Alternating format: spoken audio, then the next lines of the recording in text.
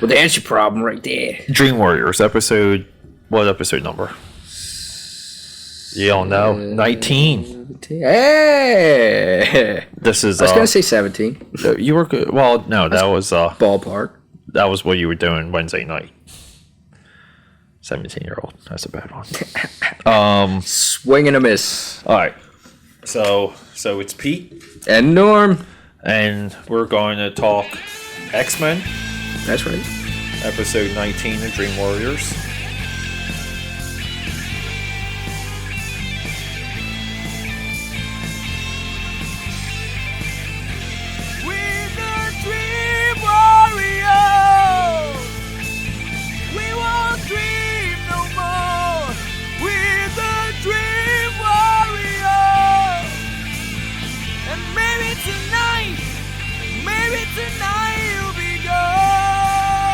Here we go. Here we go. I thought you had some I know. fun. I know. I lost. Did you forget?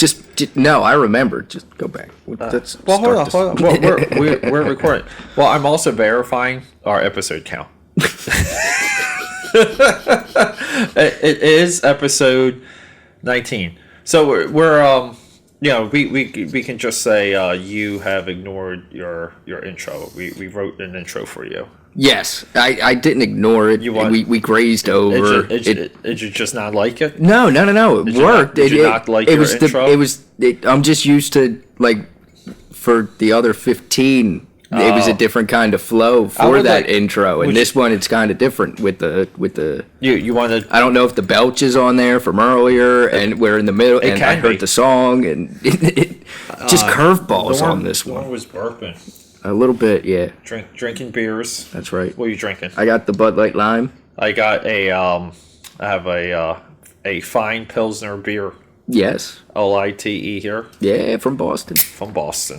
Boston. I left Boston and I 3 beers ended up in my bag, and these are the only 3 beers I have in my fridge, and I'm drinking one of them now. Good thing I stopped.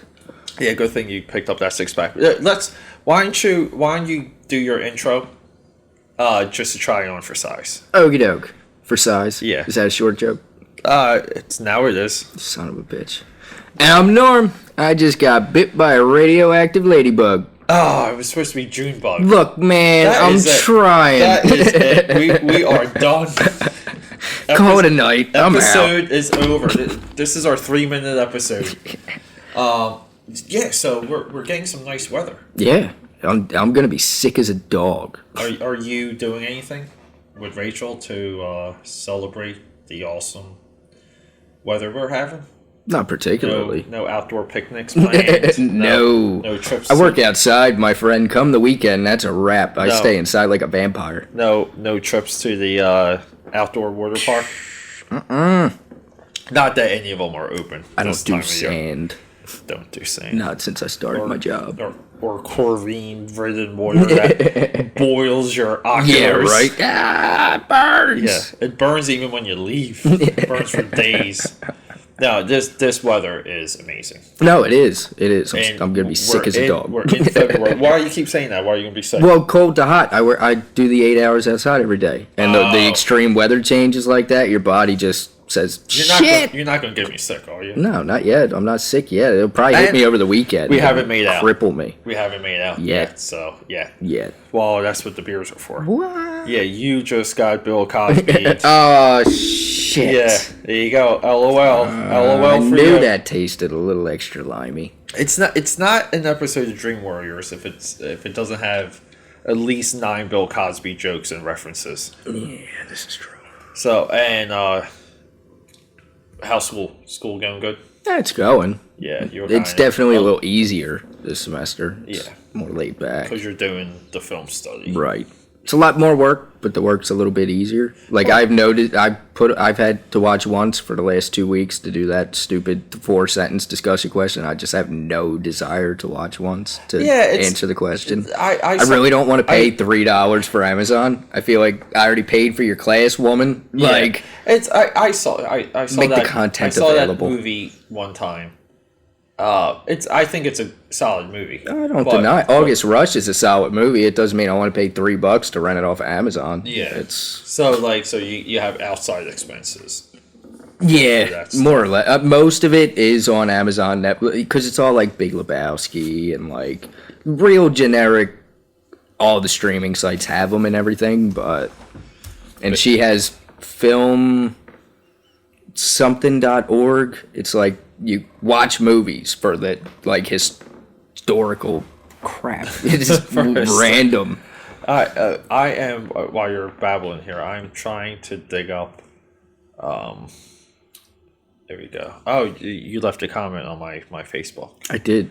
So we were discussing, just leapfrogging here.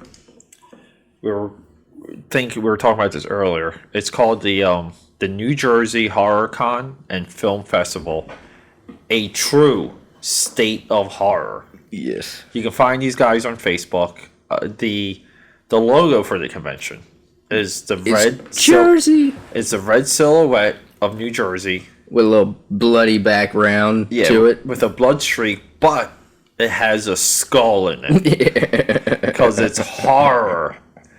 March 31st to April 2nd, Crown Plaza Hotel, Edison, New Jersey. Website njhorrorcon.com. Yes. And we were discussing some of the stuff that they have there, and it looks interesting. I never been to anything like this. People think I go to this stuff all the time. I have to remind people that I have a life. And this spending 3 days at a film festival just doesn't tickle my pickle. But we're doing the show. Yes. And now things revolve around the show.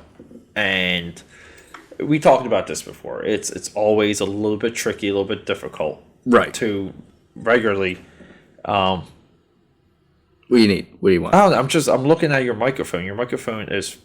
I know. I wasn't gonna. I hear myself really loud, so I was just leaving it alone. Yeah, that's pretty far. I'm just going to turn that. Yeah, I tried that. It turned back. How did it My turn like back? headphones. I don't know. It's possessed, man. Annabelle just got moved last night. Maybe the spirit's loose. I don't know what to tell you. You got some extra slack there. I got a lot of extra stuff over here, man. Oh, What was there that? goes the cigar cutter, a bottle opener. I don't that know. was We the got- bottle opener. Yeah. Let's just get the microphone facing you. Jesus. Hopefully we didn't lose too much. But no. So this New Jersey Horror Con. Yeah. Oh, we always keep bottle openers here ready to go. Yeah, there's like 30. Yeah. So they're doing. Okay. We talked earlier. It's not Brain Damage. It's a Frankenhooker reunion. Okay. All But right. Yeah. It has your boy from Basic Case there. Okay. And we still have that upcoming episode. Did you pile through that stack yet? I'm saving Basic Case 2 and 3 for the end.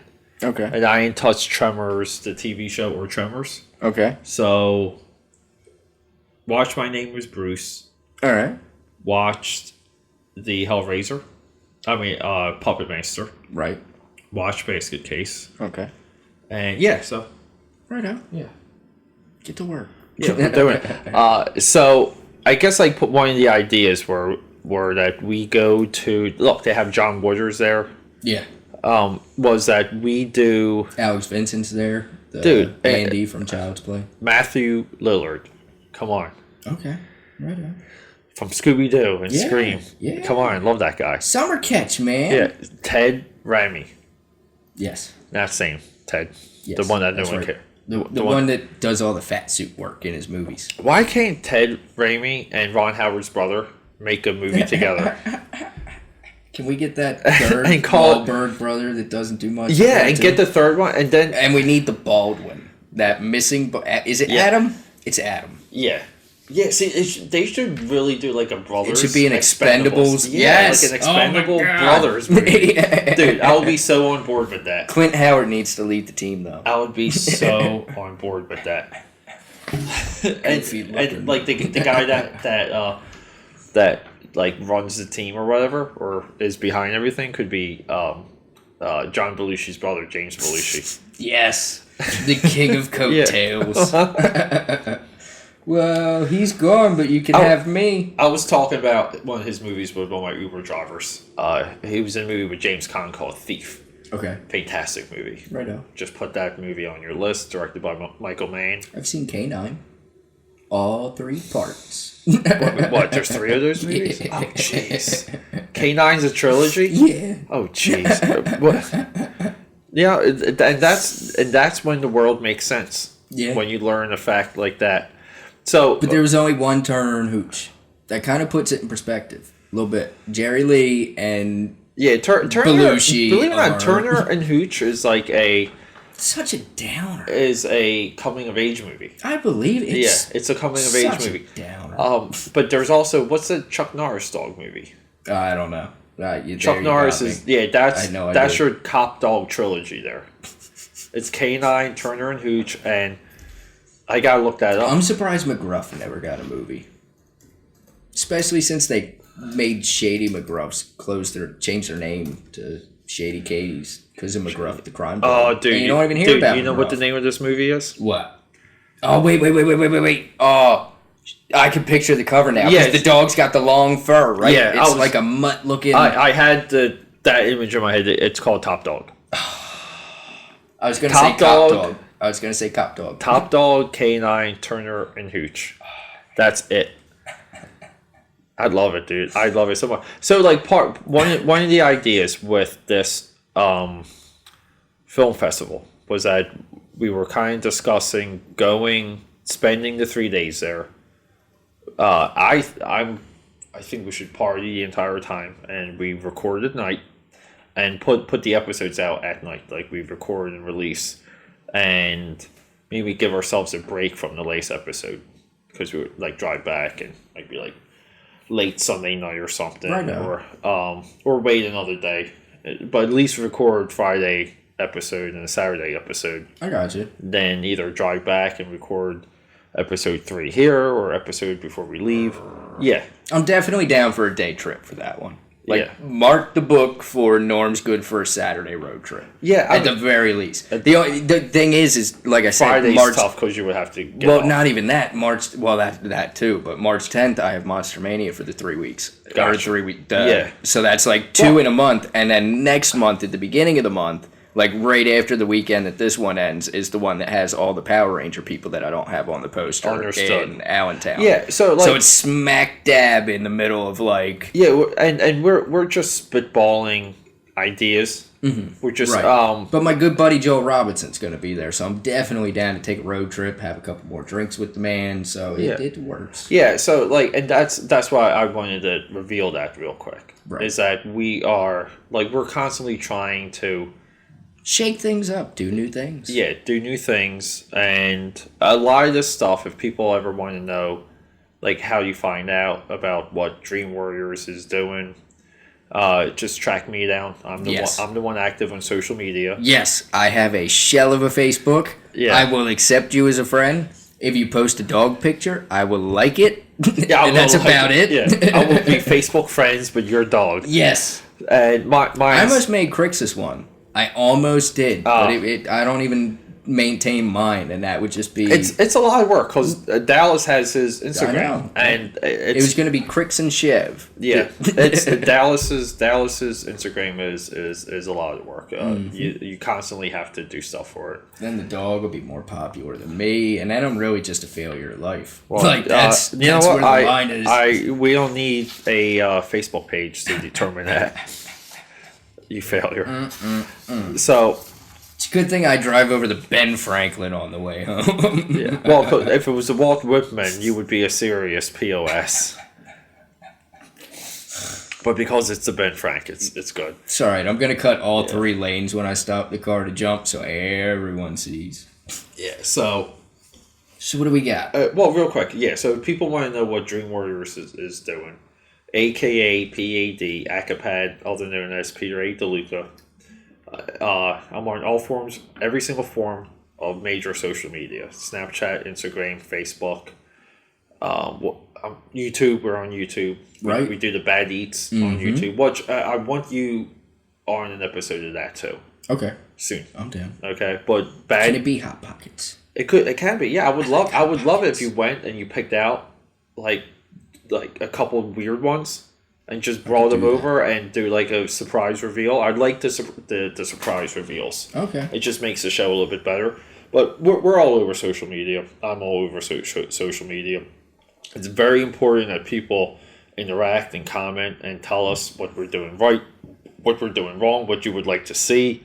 Yes. Because both of us, we put a lot of effort, Time, titty, lots sweat. of titty. Yeah, and This guy's grabbing me all show. It's actually up until now. We have I four thought suits you were into currently that. claimed.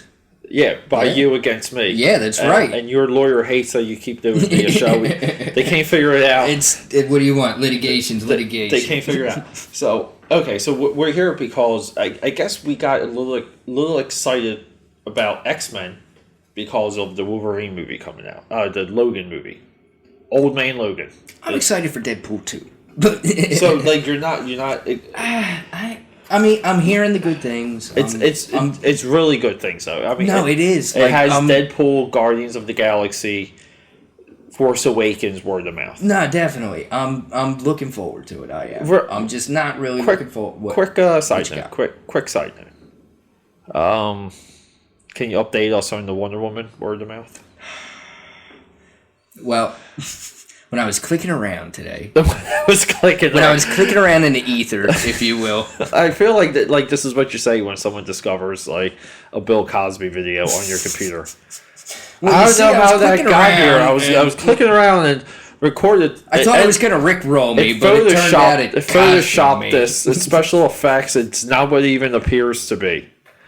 So tell us about the Wonder Woman word of mouth. Apparently some early reviews came out. I didn't even click into it because everyone at this point knows how Norm feels about Wonder Woman. But and Peter. We're congruent on our I didn't want to speak for you. on our anti-woman Wonder Womanism. Yes. We're anti-Wonder Woman. I'm shaking the table because I just took my shoes off. I've been wearing those shoes all day. I feel you. Yeah. So, do you know the source of any of the reviews? No, like I said, I didn't click on it. It's definitely from a reputable website. So, what did it? It might have been Screen Rant or Comic Book Movie. Did it show overseas? Is that where it came from? Did it premiere overseas? Maybe it might have been a press screening. If it's press screening, I don't. They usually kind of freeze that for a while. Well, let's see if I can. Well, see if you can dig up. But anyway, so long story short. The initial word of mouth that we have at this time for Wonder Woman, and this is still somewhat speculation. Hearsay, yes. Is that it is that Chris Pine, you said, is the highlight. Yes, of and the it's movie. A shame that Chris Pine isn't playing Wonder Woman. Wow. Was that a direct tweet that was the subtext of the title of the review. That's bad. First reactions are reportedly good. Okay. Yeah. So like I get excited for movies. See, this is why I don't I think this is one of the benefits of where things are sometimes. Where when you know something's good, you can get excited for it. Okay, here we go. So the reaction that I had read earlier. This is where the reviews are coming. Oh, you jumping some. Most of these reactions are second or third hand friend or friend said type reports and must be taken as a grain of salt. Still the first time anyone has supposedly had the chance to see Wonder Woman and a former opinion, so we shall share. But then it's a clip show, so we're not doing this one. Okay.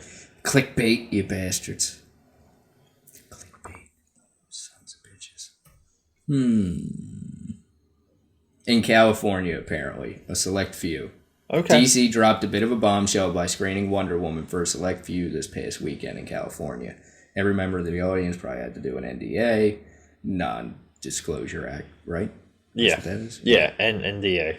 Secondhand, loving everything, very positive. Yeah, okay, so, all right, so right now, so here's the funny thing. So, to put a little bit... We'll say this point and then we'll get to our topic. Right. The initial word of mouth for Batman vs Superman, right? Mm-hmm. Do you remember that? Yes. They said it was awesome. Really? The initial word of mouth. All right, then I don't remember. Yeah, it was supposed. I remember going into that as a train It was supposed to be a tour de force.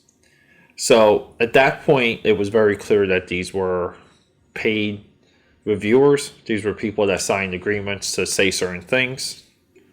What do you got? I found the quote. Let's hear it. All right, so apparently, probably the most shocking tidbit of information from the Wonder Woman screenings is that Chris Pine steals the show, pretty similar to Captain America: The First Avenger, with one going so far as to say he outshines Gal Gadot. So that's where that line came from. Okay. So I wasn't talking out of my No, it's yeah. I just wanted to find well, out. this is still strictly speculation, hearsay, talk, review. Rumor, but right. at the same time, it does match up with what you and I felt about Wonder Woman, how we viewed the trailer. Why would you get? I mean, it was keeping up with the Joneses was the movie that she did this year. That Zach Galifianakis. Yeah, that already came out, right? Yeah, on DVD. I didn't even know because I picked up Arrival and that was sitting next to it, and I was like, "That's the other movie Gal Gadot did." Yeah, and I don't. Why? So, why would you kick them out? Yeah, so at this point, I know you had, issues with it being another period superhero piece. And from your point of view, despite it being accurate to the source material, that you're just kind of like, we saw source this material's dated, sir. Right. So I don't think anyone remembers what Wonder Woman was like in the 60s. Well, you know what the funny thing is, though? Like, they did that with Wonder Woman, and every other DC character, they put into modern day. Right. So it's not like the Dark... it's not like Batman is in a 1940 Gotham City. Unless you read in Elseworlds. Exactly, yeah. But it's not like they do the Batman origin in the 40s. I gotta find that Bat Pirate comic. That it's like Longclaw. He had a cool ass name. I'm forgetting who did that. I don't know. That one and the Yellow Lantern. Yeah. When he gets the Green Lantern ring. So we're talking about X-Men. Yes. Eventually. No, right now. Yeah. Let's just jump into it. Let's do it. So you're not, and just a review. So you're not foaming at the mouth for the Wolverine. I'm not foaming at the mouth for Logan. Yes, thank you. Because that's when I was looking for tickets. I kept. Why isn't Wolverine popping up? Oh yeah, because it's friggin' Logan. It's old man Logan. Yeah, well, just Logan according to Fandango. So I gotta pull that. I get excited when I get this type of hype for a movie, because it usually validates itself. To an extent. See, it's like, another standalone. That's my thing. It's another Logan standalone. Yeah, but I think this is... They haven't really been great. But here's the thing. I think the Wolverine... The second one's not horrendous. The second one is... I don't like Silver Samurai. The second one, I think, is a solid flick. How? I think it's a solid movie. The whole thing with him dreaming and longing for Jean Grey and being haunted by those nightmares is... It's just... This guy that he saves in World War II, that he wants to be... that brings him back to thank him and everything, is going out of his way to screw him so that he doesn't die now. Yes. Like, it's just such a, really, dude? That's because... You're such a shithead. Yeah, but that's the thing. People always chase that. People don't want to age. People don't want to die. I thought his motivation was fine. I thought all the side characters. There's, I think the Viper girl was forgetful. Like, she was a little bit. She's the only one I remember. Yeah. See, I think the Silver Samurai exoskeleton is fine. Whatever. Right. It's just a, amped up Wolverine type. It's but a giant transformer. Yeah. So we'll talk about that later. So, the X-Men franchise, what is, where are you with that as in, the spectrum of superhero franchises? Where would you put the X-Men in your scope? I mean, see, this is where it gets I will This is where it gets complicated. It's true. I will always have a deep spot. That was one of the first movies, me and my mom didn't go and see together. Okay. I was at that, that came out in, 2000, right? That first X-Men movie? Yes. So I was 10. So that was me and my buddy are watching this. Mom's in another theater watching something else, but we're checking this out. I went out and got a poster for my wall after that movie.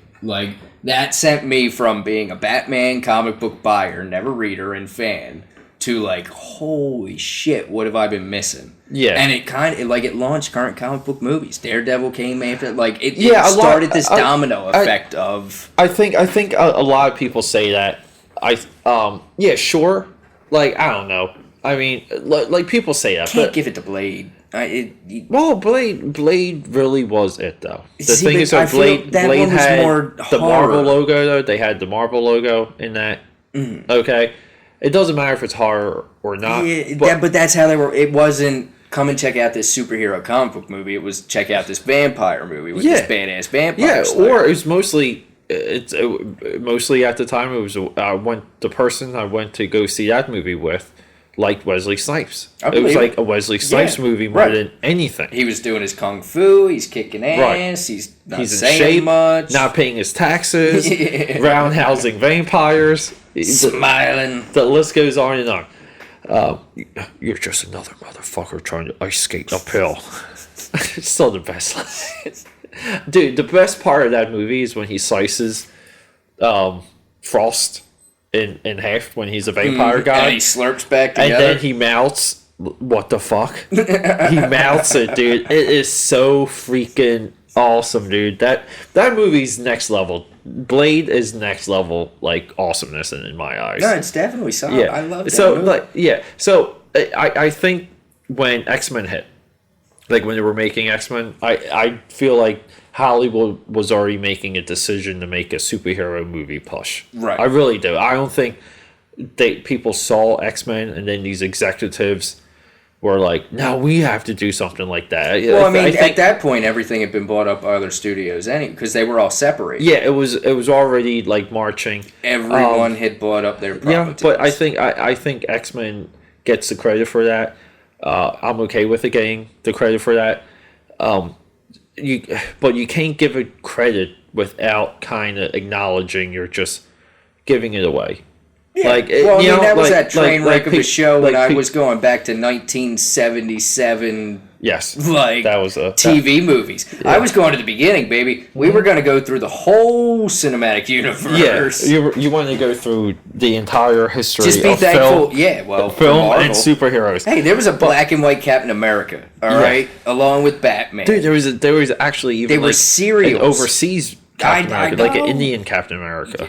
Yeah, yeah. I swear to God, yeah. So, but the thing is, there's an Indian friggin' Freddy Krueger too. Like, I'm fine with X-Men getting the focal point for that. Whatever, it just moves the conversation forward. So where is X-Men for you though? Like, what's your top superhero franchise? Like, what's the one that you want the sequels? You wanted to keep going. I'll put it to you this way: when I'm laying at the DVD shelf, and I get to the Marvel section, it's MCU kicks it off now. Okay. That used to end cap it, but it's MCU. Then I put the 3 Spider-Men because I only have 1, 2, and 3. Yeah, because that's like the kind of closest you don't feeling. Have amazing. See, I'll tell you one thing. I've seen them. I don't mind them. Quick side note. I just haven't bought them yet. I really feel like the tone of Spider-Man 1 and 2. Mm-hmm.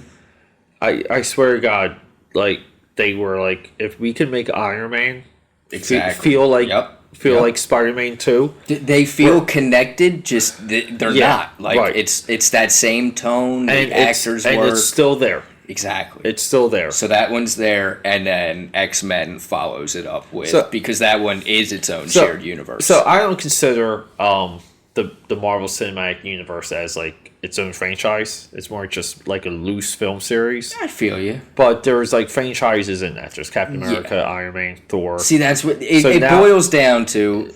Do you want to watch a Captain America trilogy, or do you want to watch the Avengers saga? Like, it's that double play of I could do Thor 1 and 2, or I could do Marvel Phase 2. So for me, and I would say like maybe at this stage where I'm at, when it just comes to overall comic book franchises, it really, X-Men to me is number one. Okay. It's the absolute number one, because for me it's the only one that has they're the only superhero team, and or one of the only ideas for the franchise, or like, you know, like the property ideas, like the intellectual property. Mm-hmm. They're maybe the only one that has a point. I can see that. Okay. No, it's They definitely have a underlying. point. They have a point to exist. They have a point to act. Right. They have a natural opposition, a natural enemy, which is society and culture. Right. The status quo. The humans. Okay. The only other character that is like that is, I would say, is Captain America, who has never been used in that fashion ever. Okay. I see that. But at the same time, he can be. But he's not. He's rarely reflective for the culture of the time and the status quo. The X-Men, up to a certain point, were. Oh yeah, definitely. Until they're they completely the minority. They completely derailed the franchise in the mid 2000s. Okay, to me, the X-Men pretty much died off at the end of the Onslaught saga, which was the 90s event, Okay. which had Legion in it. Legion, Magneto, Professor Xavier, and they splintered the Marvel Universe. They killed the Avengers, killed Fantastic Four, kill half of the X-Men. And create, and Franklin Richards creates a pocket universe. That pocket universe was a reboot universe for Iron Man, Captain America, Avengers, and Fantastic Four. Is it the Ultimate And Universe? no. Okay, No, cool. this is called the Heroes Reborn universe. Okay. Heroes Reborn universe goes back into Marvel Is that proper. that one with? It's not Alex Ross the cover. But Cap's got like the chainmail armor. No. Right? No. No. This is You don't have this to is be early. the No, beat no. What they did was Marvel hired some guys from Image Comics. Okay. Rob Liefeld and Extreme Studios, Jim Lee, and Wildstorm Productions. So they got the two hottest like studios working in comics to reboot their like at that point they're crap characters. Right. No one was buying any of those books. Right. No one was buying Avengers. None of them became household names until the movie. Right. Exactly. But here's the thing. So these guys came on board. They did a new Avengers. They did a new Iron Man. Fantastic artwork in all the books. Fantastic artwork. And they sold more than any book. Actually, the highest selling issues of all of those franchises is from the Heroes Reborn era. Okay. Okay. So in my eyes, like that's when it's like you couldn't do anything else with the characters. Okay. And I feel this way with a lot of other, because I spend so much time away from comics.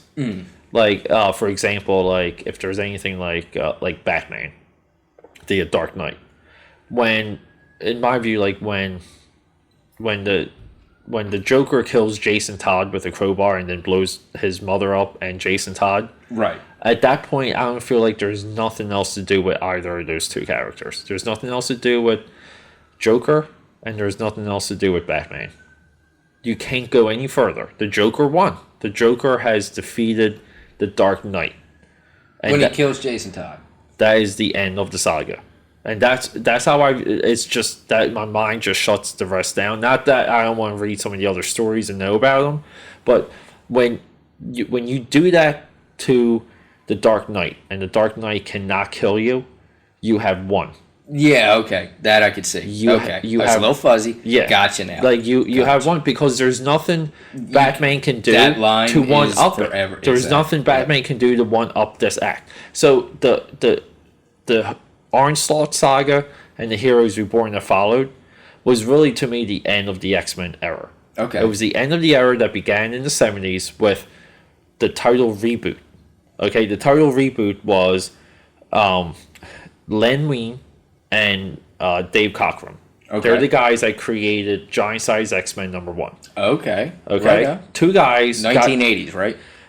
Yeah, actually no, 1975. Really? Yeah. But is that the one that Colossus made his first appearance? Yes. Nightcrawler? Okay. Yeah. Okay. Right on. That's the one where they're ripping through the cover. Right. Okay. Yep. And then the old X-Men are like, ah! Yeah. Like, Oh, what's no! happening? Like, We've been downgraded. It's like Yeah. when the first wave of Autobots gets slaughtered so that the second wave of toys can come in for kids to buy. It's and like, oh, crap. I'll tell you one thing: that second wave of toys way cooler than the first wave. Just saying. Hot Rod. Blur. I'm Just a better. Ultra Magnus guy. Ultra Magnus better than Optimus Prime as a toy. 100 times better. 100 times, dude. Ultra Magnus As a cartoon character, useless though. Well, they didn't know what to do. Yeah, they were. Well, they made Rodimus. The wheels. Yeah, they barely Hot did Rod, anything sorry. with him. Yeah. He'll never be a Hey, Prime to me. Hey, Rodimus is still the only character to open the Matrix. He's also played by Judd Nelson.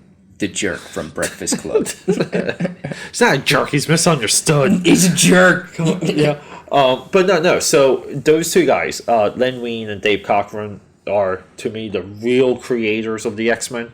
They're the guys that ignited the X-Men franchise, revigorated. Up until 1975, the X-Men books were in reprint because they weren't selling. They were in reprint for years. And in '69, Roy Thomas and Neil Adams came on board, and they added a jolt to the comic. Look what I found. Wait. What if the Beast and the Thing continue to mutate? Oh, that was always one of the ones I wanted to check out. Oh, okay. It's only $5. I might have to bid on that. What are you on eBay? All this X-Men talk, that chime, that wait, I never got that What If Beast Kept Mutating book. There you go. I had to add it to my watch Go for list. it. Yeah, so... Sorry. Yeah, so the X-Men as a franchise really started, in my view, 1975 in Giant Size X-Men #1. And some of my favorite characters have come out of that. Yeah, and then by 1983, they were appearing in Spider-Man and His Amazing Friends. The cartoon. The cartoon. Yes. His Amazing Friends was Iceman and Firestar, two X-Men. Right. Okay. And that was one of the all-time best. Firestar, yeah. Female fire thrower. Just like Firestorm, but hotter. Same colors. Who's the Polynesian? Sunfire. Yes. Sunfire. He's Japanese. Sorry. Yeah, and they've done a couple of things with him. My brains. I was like, wait, Firestorm's in DC Legends. Wait, Sunfire. Wait. Do you know what property first appeared in a Sunfire miniseries? Big Hero 6. Archie. No, Archie. Yeah, it was Big Hero 6. Predator. Yeah, Predator versus X-Men would be a Predator. I don't know who would win, Predator or Wolverine. That's Wolverine, right? And you can't stop Wolverine. But he could be in Canada, and the rest of the X-Men could be home. What if Wolverine fought aliens? Could their blood melt adamantium? Oh, we're gonna go super geek, you guys. Hold on, we got to do some math and science. They would at least be able to Oh, they jack him up. Keep him yeah. But then again, in Punisher Kills the Marvel Universe, he throws Wolverine into an electric fence and he turns to ashes. So yeah. Well, that's kind of like how Magneto kills him too. Right. In Ultimatum. Okay. Magneto just blaze him away to ash. Yeah. But yeah. So whatever. What are you gonna get? Another beer? Yes. Do you one? I'm good for now. Okay. I'm good for now. Yeah, so we're just going to go through a little bit of the history of the X-Men in cartoons, and then we're going to just jump into the movies overall. So, 1983, they appeared in 3 to 4 episodes of Spider-Man and His Amazing Friends. I think the most notable of those episodes was a reunion episode. All of this stuff you can find on YouTube. Yes. You can find it all on YouTube. And then, let me double check the date. I didn't write it down. But anyway, so part of the X-Men. Yes. I think that was 89. Don't quote me, but I think it was 89. Yeah, actually. Because it was right before the 90s. It was September 16th, 1989. Damn. So here's the thing. In 1989, everything was Batman. Because the movie was coming out. Right. I remember getting home from school and putting on, it might have been Fox, one of those channels, just flipping. Not sure what time it was. And I caught the last 5 minutes of that Pride of the X-Men cartoon, which was a pilot to series that they just aired. And the end credits, which kind of had the theme song at the end of the credits and stills of the entire episode. Okay. And I didn't know what the hell, because at the time, we have a little bit of shakeage somewhere. It's the cover. That's what's doing it. It's this. Are you sure? Yeah, because it's so sensitive. Yeah, just be a little bit careful with that. Yes, am I. Are you sure it's the cover, or is it? No. Watch. Watch. Well, tighten it then. Quit shaking the table. Tighten it. It's got a bolt right there. You got to wrench it in there. That's loose. No, wait, that's no. Righty tighty. Righty tighty. Hold on. Yeah. I don't know what side I'm on. I don't know what side you're I'm on using either, my left hand, but I'm over my head. Hold on. Hold on, America. One of these, the beer is turning. But I think we're. Jesus. I think we got it. Are you sure it's not one of I'm positive. It's not one of these? It's this thing. Nah, it's this. Because those only go if I really hit the boom. Well, I was going to say, take it. You can take it off then. Just... No, just... Yeah, be a little careful. Okay. And then... I'm not even touching the table. It's shaking. You're breathing. You're the one shaking the table. I'm not touching it. So... Table shaker. So... I caught the end credits for this. Right. At this time, one of my friends in school was this guy named Mario. I'm not going to talk about his last name. His name is Mario. This kid could draw. Mario. Yeah, he was a plumber. A hell of an artist. From Italy. And we were friends, and he's the one that introduced me to the X-Men. Okay. Because we were we were literally the only two kids outside of maybe just one other dude in the entire school that liked comics. Or that's at least what it felt like. I believe it. And this was the 4th grade. So I called him, and I'm like, I just saw an X-Men cartoon. He's like, what? He's like, and I couldn't even explain it to him. I didn't know what the hell I saw. Right. Only saw the end. Could not explain it to him. I didn't know what it was called. I didn't know, anything. But we talked about it. And then it wasn't until years later, it finally came on DVD. Mm-hmm. Marvel was releasing some of their stuff in these really bad airbrushed boxes. Like the VHS boxes looked like comic book. They kind of looked like they're standard comic book covers, but they had really bad airbrush artwork on it. And part of the X-Men came out there. And at that point, I really did wear the hell out of that tape. Oh, I believe because I still believe even now, because we were watching a little bit on YouTube. Not that I condone watching content like that on YouTube, but you gotta do what you gotta do sometimes. It was never released except on VHS. Yeah, well, people still own the characters and the rights. And, I feel you. Yeah, there's people that worked on that that could I'm still use a couple of royalty checks. Yeah, they could. So put it out on DVD so I could buy it for $5 out of the Walmart bin, and they could all get their 25 cents a piece. Yeah, I'd do it. And they released the Punisher with Dolph Lundgren. He needed royalty checks. Put it out. I think Dolph Lundgren has enough from Rocky IV. I don't know. There was a lot of cocaine back in those days.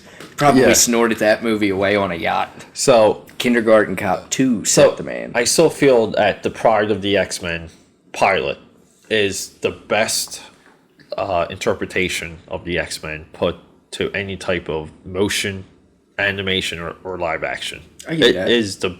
It's the absolute best. It's the X-Men in their superhero days. And I say that to a point because the characters kind of got elevated above superhero, and I think that's what derailed the franchise. I can see that. That's a whole other conversation. But in their superhero days, it's the absolute best interpretation. Mm-hmm. The colors, the way that they fought, the way that they spoke. We can debate about Wolverine's accent in that, no big deal. But part of the X-Men was it. And then at that point, Marvel did a little bit of a merger. They went through bankruptcy. Dark times ahead. Lou Pearlman came on to run Marvel Comics. He bought it.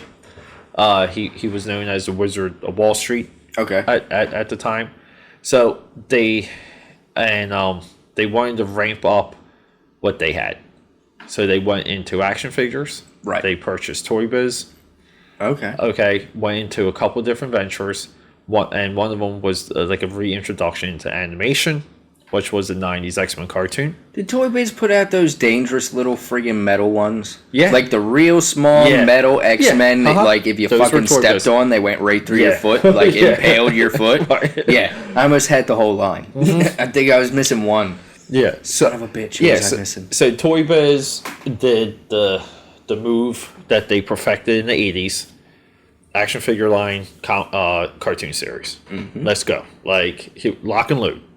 So the 90s X-Men cartoon series, which that premiered September 16th, 1989. Okay. Wait, hold up. No, I'm sorry. No, that was Pride. October I was about to 31st. say, I was alive in the 90s. Yeah, I remember this 1992. show. I wasn't born yet. October 31st. So we go from 83, Spider-Man and his Right. amazing friends, 3 or 4 episodes. 89, Pride of the X-Men. 92, the 5-season long Yes. X-Men animated series. Watch took stuff from that day in comics. Oh, yeah. You had characters. There were major arcs that all played. That played out all of the major You arcs. had Omega Red that premiered around that time. You had Cable in that time. You had Apocalypse arcs. You had Bishop coming in. Yep. And Bishop then, was in quite a few arcs. And then, in my view, if someone was to go out and buy a season from that show, you would buy season 3. Because season 3, Definitely. from top to bottom, Yes. I feel like That one, that is the season that legit has. For season 1, it's like all one-offs. Season 2, it was like 2-parters, maybe the 3-parter. But volume 3 is like all 4 and 5-part arcs of like Dark Phoenix and Phoenix. It's Phoenix and Dark Phoenix. That's 10 That's episodes the whole alone. second disc. Yeah. The whole second disc is those 2 arcs, then- and that's it. And then you had like a 2-part Savage Land episode. Like it was really pound for I pound. think Future Past might be on that one. If it's not Days of the Future Past, it's the Apocalypse arc. Yeah, no. One of those is on I volume think the 3. Apocalypse arc is. It's the one with Archangel tracking him down. Yes, That's the one. But that's a great episode. Oh yeah, definitely. Okay, so you can buy it. You can buy season 3, I think, for $13. Amazon Prime shipped. Yep. Right now, if you want Amazon Instant, which I prefer, because why would you want to own a DVD if you don't have to? You can get it for $15. Okay. Right on. Season 3 is. I'm not saying it's Shakespeare. I'm not saying it's Casablanca. Okay. I'm not saying it's Straight Time with Dustin Hoffman, which is a movie everyone should see. Just want to throw that out there. No, this is a 90s animated cartoon with superheroes that has mature themes of life and death and destiny and Season 1 has the Cure episode in it, which is the basis for that entire third movie. Yes. Or it's season 2. Well, there's definitely a Cure episode with Senator Kelly. We were watching Pride of the X-Men, and almost every single moment in that movie is something that they've ripped into the live action. The plot to steal Cerebro. It's so weird not seeing Storm in that. Yeah, because she's such a staple now that now that I'm looking back and it being Dazzler, it's like, oh shit. Yeah, but you know what's funny though? Storm's just one of those characters that is so freaking powerful. That's why it's easy to throw her in. Yeah, it's hard to do. There was one time that they made her marry the Black Panther. Yes. And that was it. I feel like that was more current than one it was. time. Yeah.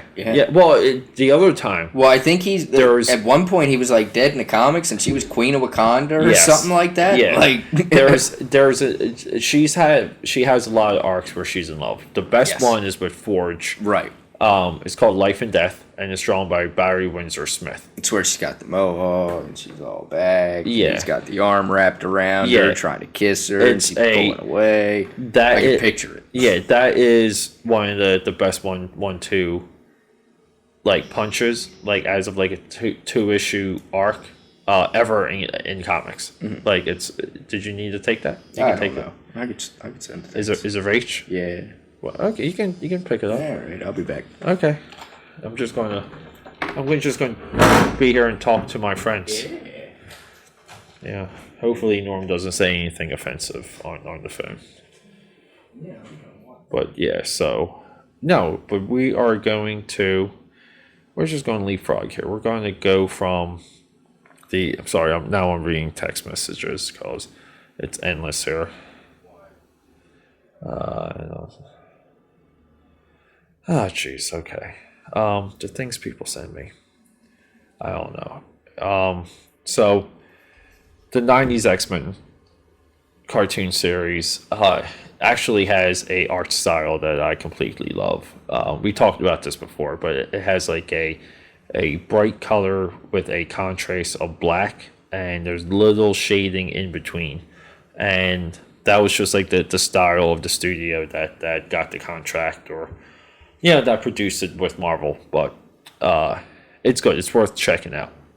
So we go from 1992, and now we go forward 4 years to Generation X TV movie that premiered February 20, 1996. And Generation X was a push by Marvel, a really big push to introduce like a new type of student, a new type of school for X-Men's youth. So you had Emma Frost, former villain, and I believe you had Banshee, who was I think he's dead now too, but Banshee was a former X-Men that became a instructor. So you had Emma Frost and Banshee leading a team of young teenagers, all with cool powers. So Generation X was just this other push to euthanize the X-Men. And that became a TV movie for Fox. And you and I were watching some of that, right? Yes. Norm's back. I'm back. So the Generation X is also available on YouTube. Yes. I recommend just checking it out if you're curious. So we go ahead another 4 years. And then history kind of changes in 2000 with the premiere of the first X-Men movie. Okay. We were talking about this, right? Mm-hmm.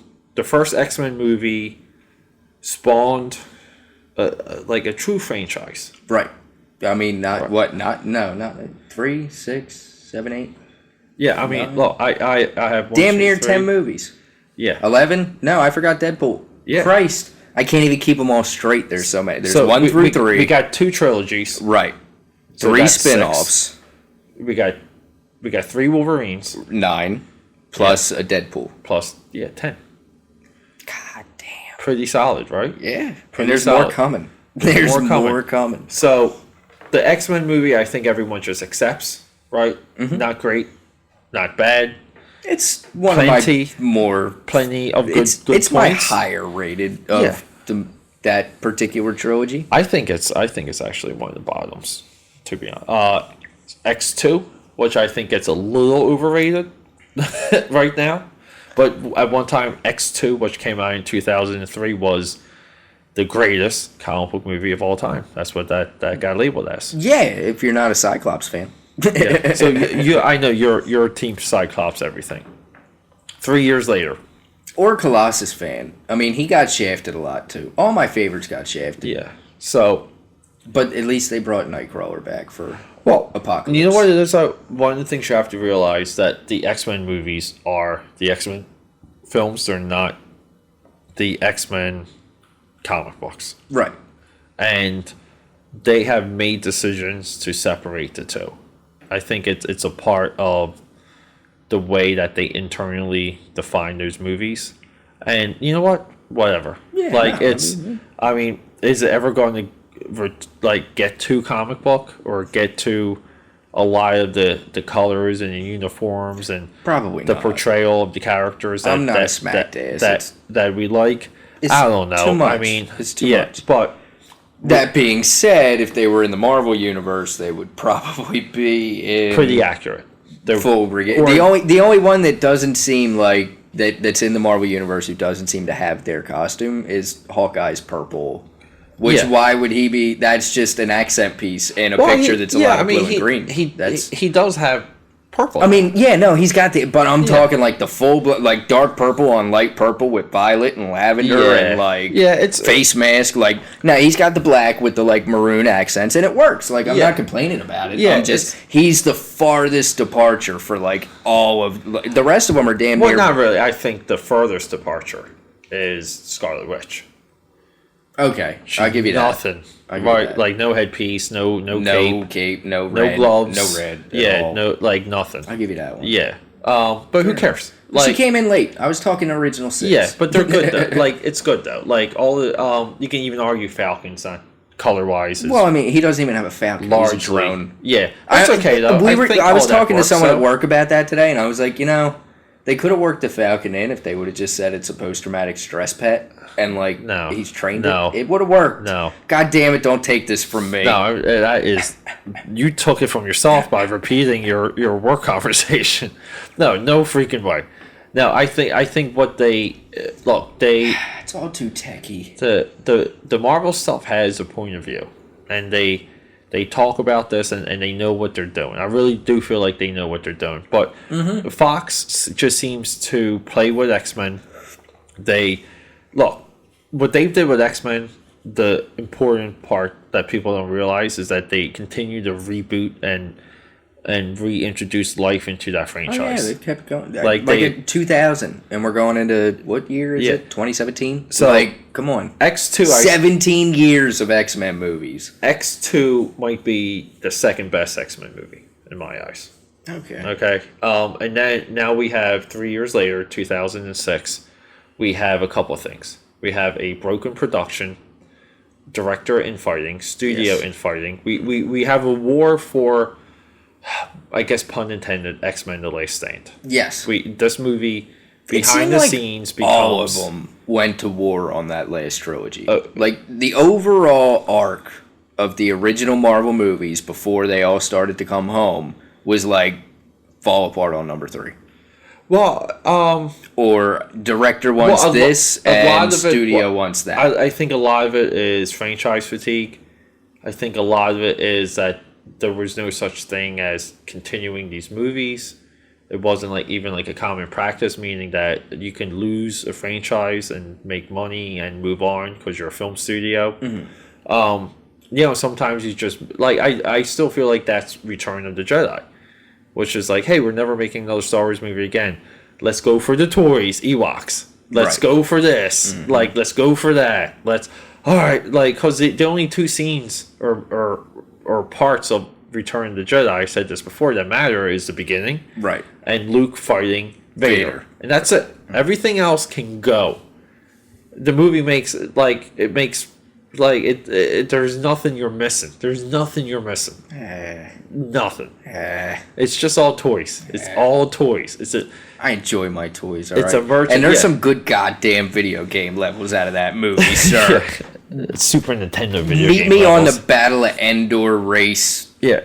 So, X-Men: The Last Stand. This is the most hated of all of the movies outside of Wolverine Origins, which, ironically, is also the next of the franchise. This one has grown on me over the years. Namely, after Days of the Future Past came out. Yeah, so it retconned it all. Yeah, so here's the thing. I always felt like X-Men... You loved this movie. The Last Stand. I remember when this came out, you and I would fight about it.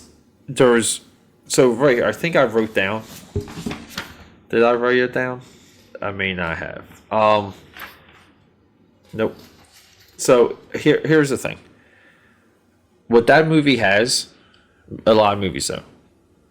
Okay? You know what the stakes are. Right. You know what's happening. Characters die. Oh yeah, all the friggin' X-Men characters. So here's at least all the ones that matter. Yeah. So here's except for Hugh Jackman. Here's a little bit of this, and this is what people don't realize why James Marsden, Cyclops, is in the movie and why Rogue is in the movie. Right. Rogue was only signed on for a few days.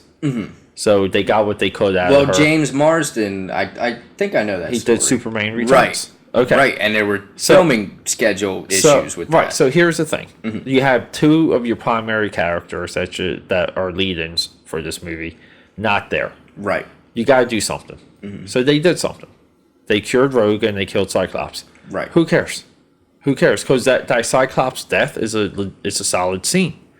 It's a solid scene? His skin bubbles and then it's cut away. It's a solid scene because he goes there to save Jean. Right. To save the love of his life, and he realizes that she is not who she is. That she is he doesn't realize that. He kisses her, and while they're kissing, his head explodes. Yeah, but you don't even see it. But she goes into his mind, and she destroys him from the inside out. That's the whole point of that scene. Well, you don't see it. It's you don't have to. You know she's psychic. You she's in his mind. She was in his mind in the first movie. Well, That's yeah, how the two of them work. She's talking to him about stuff he's thinking when she's coming out of the lake. That's how the two of them work. I remember this. I remember this to a T. One of the early reviews I read for it when I was denying that Cyclops was going to die in it, and all the reviews were saying it. I think it was Ain't It Cool with Harry Knowles. But either way, they equated it to, and poof, Cyclops is gone like a fart in the wind. And I can never get that out of my head because it's true. Yeah. It's just poof. No, and because his glasses, and it's all. But I'm telling you that I did it. You know what it is? It's stupid geek talk. That's all that is. But here's the thing. So here's my list. All right. You know what's at stake? Like Havoc. Like you know what's at stake? People die. Right. The film is shot wonderfully. It looks fantastic. No, that's one of the redeeming factor. And they're almost in comic book garb. The movie has big moments. Big moments. Mm-hmm. Like the biggest set pieces of any X-Men movie up until that point. Okay? Yeah. Multiple characters. You have armies of people fighting. Mm-hmm. Okay? You have Wolverine in full berserker mode going through the woods. Right. These are big character-driven set pieces. And the most screen-accurate beast we've had yet. Yeah. You have great music. The score for this movie, largely overlooked. The cues for the music. I'd have to go back and watch. Especially at the end when Wolverine is killing Jean Grey. That one I'll give you. Very emotional, very much so. Not that this makes the movie better, but I think the marketing for this movie was innovative. And they mimicked the marketing for Rent. Okay? The advertising for Rent, they kind of borrowed for the X-Men movies. Which was, to me, very original. New characters. New characters. Mm-hmm. What you want in every X-Men movie. Wasn't Calypso was in that, right? Calypso, Juggernaut. Beast. Well, Juggernaut, yeah. I'm the Juggernaut, bitch. You don't forget that. Yeah. You also had characters that we already know have new powers. You've never seen that before. Jean Grey got amplified. Wolverine went more berserker. Okay? Professor Xavier, more powerful. Okay? Magneto, more powerful. Well, that's not new powers we didn't know they had. That's just them being more powerful. But you saw them doing more with their powers. I will give you Iceman and Pyro. Yeah. For that one. Too, okay. That one I'll give you. And here's... Because that's when he finally first goes, like, full ice, doesn't he? In that one? He headbutts Pyro at the end. So he doesn't go full ice until Days. Yeah, he goes full ice in Days, but he ices his head. Okay. In essence, I thought he went full blown for a second. He may have. Like, when he's blasting him back, I thought he did, but I could be. I haven't watched it in a long time. I don't think he's. I have to watch Legion. He ices. Yeah, he ices. Okay. And here's the other part of X-Men 3 that, which is the plot, is what drives the story, is the human side. Mm-hmm. Strong human side. Right. I like the whole arc, that how they're trying to use a mutant to cure mutants. Very smart stuff. No, that works. But the movie also was, I believe, a part of the writer's strike. Yes. That would probably be you a had big part. 3 directors roll through that movie. The latest director came on in the 0 hour. Yes. And still finished the movie. That was Matthew Vaughn, right? Matthew Vaughn backed out. The movie was directed by Brett Ratner. Gotcha. Of Rush Hour. Yes. Okay. Brett Ratner gets largely overlooked as a talented director. So I don't know. So that's where I'm at with X-Men 3. So let's just jump ahead. Wolverine Origins. Yes. X-Men. The full title, X-Men Origins Wolverine, came out in 2009, 3 years later. My senior year of high school. So where are you with this movie? Blob looked good. Blob looked good. I like the Black Eyed Peas guy as a teleporter. Well, I am. Yes, thank you. The cowboy teleporter. I think I thought Dukes was like Dukes. Like they really do kind of do the Blob justice in that one. Like it's like with the whole ring thing. And I remember when she was 50 pounds or whatever he says about, and then he says bub and he thinks he says blob, so he beats his ass. Like, and that might be the first movie where Wolverine says bub. Now that I'm thinking about it. Oh no, he says bub in X-Men. Does he? Yeah. In the first one? Oh yeah, in the bar scene. Yeah, with the yep. Okay, so Wolverine Origins Wolverine is what that movie was. It's a solid way there- for him to lose his memory. It there makes was- sense. Adamantium there, bullets. there was an early leak for that movie. That is one of the only times in an entire movie, fully cut, missing some special effects, was leaked onto the internet. I remember going to Justin.tv, and I watched that movie for maybe like a week straight for free. Okay, and I don't think I ever saw it in the theater, and until it came like on video or TV or something, and then I was able to further dissect the movie. Look, the movie, in my view, the movie flows. It's the first like universe X-Men movie where you have like a single character moving through time, encountering different mutants, different levels of mutants, different teams of mutants. It's a universe building movie. Okay, like you Yeah, could, definitely. I mean, Okay. and Liv. I forgot about Liv Schreiber's. yeah. We have Sabretooth in there. which We have Deadpool. And the opening of that with going through each war, like aside I from think- leaving out that tidbit with World War II and the dude in Hiroshima, I guess I'm nitpicking, but Yeah. aside from that, like that's definitely like Civil War. But you Like can't- that was cool. That's silly nitpick though. No, I know it is. That's why I said it in that it's a voice. montage. You're not I gonna have know. everything. I But know. but no. That opening title sequence, which is very close to, and this came out around the same time, is the opening title sequence for Watchmen. Right. Which they were That, both like- history spanning. Okay, which, believe it or not, was used for Legion. Legion did a similar opening.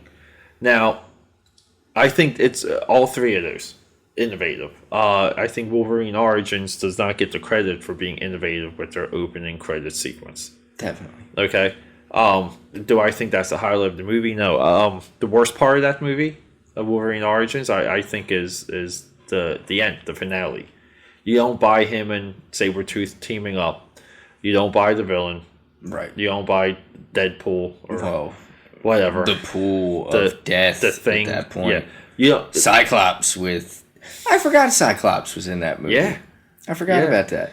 That's me. It's And a Emma universe. Frost is in it, but it like that creates major continuity issues down the road. They were just they wanted to put they wanted to kind of somehow. It was fan service. Well, I don't know if it was fan service as much as it was the idea that Wolverine's involved. Well, with they almost everything. allude to that, Like, but you know- they almost allude to like when Wolverine and Cyclops meet in that first one. That like there's kind of history there, and that almost explains why Cyclops would I don't know. I or never- Wolverine would know of him, but Cyclops is blind because he's got the crap over his eyes, so Yeah. he wouldn't know meeting him. But like it almost seems like Wolverine kind of has a like this little dick. So we have the best of the franchise coming up next. 2011, X-Men First Class, the best of the franchise.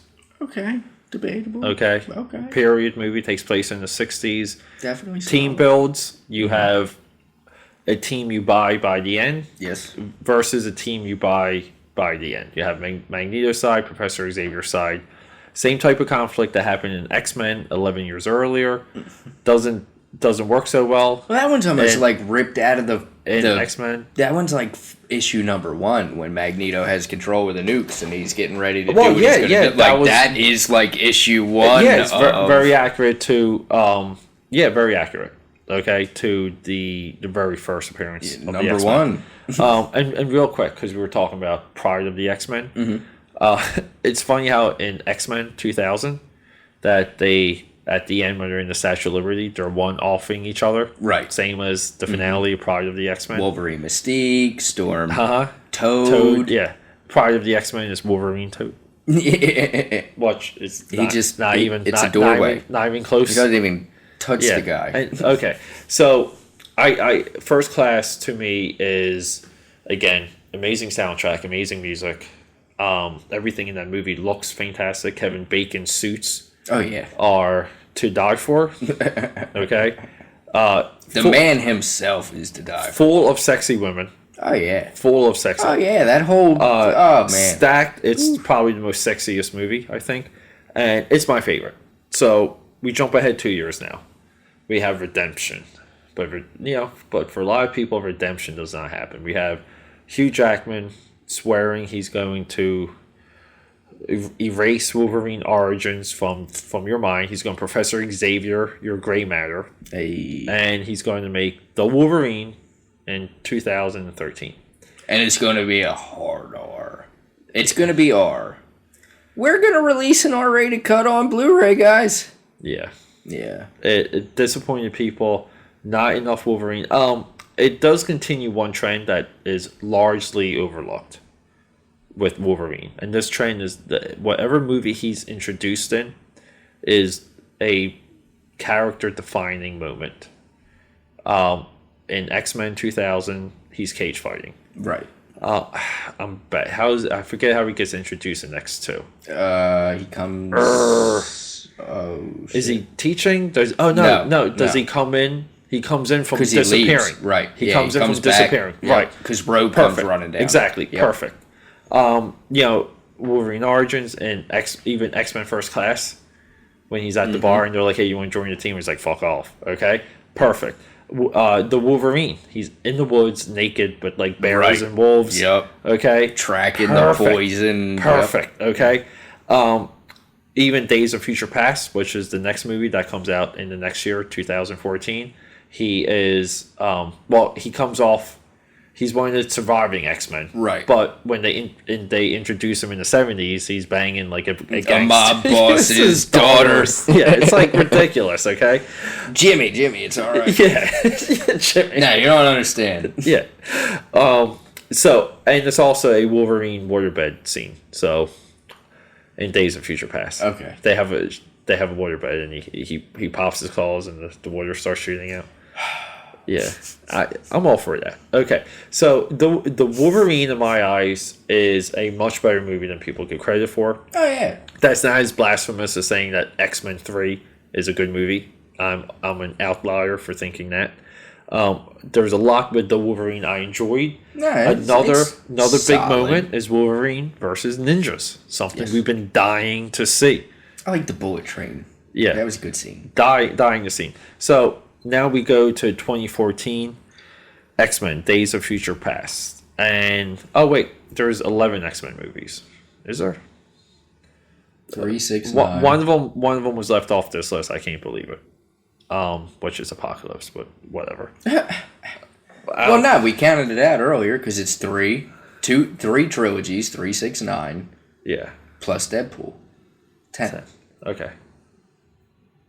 And that's counting the Logan upcoming. Yeah, it does. Okay, then we're fine. Okay, so Days of Future. A lot of people put this as their number one X-Men movie. Yes, I am one of them. Okay. Fantastic movie. It's the only movie in the future sequences that you see the X-Men being a team and combining powers. Right. And constantly getting slaughtered. Yeah. I'm talking Colossus' skull gets crushed. He gets ripped in half. Gets ripped apart. Iceman gets melted. Yeah. Firestorm gets frozen. Oh my goodness. That's Sunspot. Storm gets impaled. That's Sunspot. Oh, sorry. Come on, man. Oh my god. Oh, don't you? I'm getting my companies confused. Pissing me off. You're getting your characters. I just felt the entire force of the internet yell out and scream. Yeah. Like Alderaan exploded. You can't get Sunfire and Sunspot mixed up. You just can't do it. Oh, man. I was even thinking Firestorm when you said Sunspot just now. So I'm like confusing 3 fucking fire people. That's insane. Firestar, Human Torch. Look, Ronnie Raymond is the fireman. Let's just leave it at that. So, Days of Future Past is... I love that movie. I will watch it any day of the week. Yes. I prefer the theatrical cut, not the road cut. Blue and yellow. Wolverine. Yes. That's like... one of the only ones. Yeah. That is the only one. All right. So now we have... we'll just talk about Deadpool. I also like the theatrical cut better. Yeah. Yeah. It just moves. Yeah. Road cut too cloggy. It just doesn't move. Doesn't... they cut out some of the good stuff in the rogue cut. Yeah. Just add the rogue shit and get rid of the Kitty Pryde shit. But you're cutting out stuff that I remember liking I don't think the Kitty Pryde stuff adds a lot. It really doesn't. No. Like she didn't have to be like dying, right? As she's like holding her power, she could have just been living and Yeah. There's if he fails, you're all screwed. Yeah, if he succeeds, like you don't need the hourglass timer in every. It's almost like a double conflict sometimes because there's enough happening without her bleeding out of her liver. Yeah, and okay, so Deadpool, we don't even have to talk about Deadpool, right? No. Amazing, awesome. That should be its own episode. Yeah. Okay. If you guys want us to do a Deadpool episode, let us know. I think we should just do one anyway. All right, let's do it. Then we have X-Men Apocalypse. You seem to like that movie more than me. I do. Right? I like it. I don't love it. Another amazing introduction of Wolverine. Right? Yeah. As Weapon X. Yeah. True Weapon X. Yep. True Berserker Rage Weapon X. Okay. Amazing. I think Apocalypse in that movie is awesome. Oh, yeah. I thought they nailed the character. They nailed his motivation. Oscar Isaac's great choice. The internet wanted to say that he was plastic and unmotivational and they didn't know what he was doing. I thought that shit was clear. He's creating a new world order for his children. Yeah, but he wanted to create, pun intended, a apocalypse to root out the strong. Yeah. Because he needed the world. The strong needed to survive, the weak to had inherit to the world. Right. Yes. And that's always been his motivation. I don't know. I thought Dig they nailed up it. the steel, my son. I thought his Egyptian horsemen in Egypt times were awesome. Oh my god! Like one of those guys. Yeah. The one that gets crushed by the rock. Yes. Dude, he looks like the Jinn from Wishmaster. He the does. Genie, Yes, like he does. to a T. And he's even got like the powers like he would. I wanted that guy to be in the movie. Like they should do a spin-off of that. Yeah. So no, I'm with it. So no, X-Men. I put X-Men at Apocalypse even above X-Men 2000. Okay. Definitely. That and Days are above 2000 for me. Like 2000 is probably number 4 for me. Well, I think 2000 is the bottom of the top movies in this. I'll give you that. Okay. That makes sense. It's the bottom of the top. For me, 2's just over, or 1's over 2. That's the difference. I think X2 has more the better moments. I'd love the introduction of Stryker in X2. I just hate that fantastic every character. movie debilitates Xavier.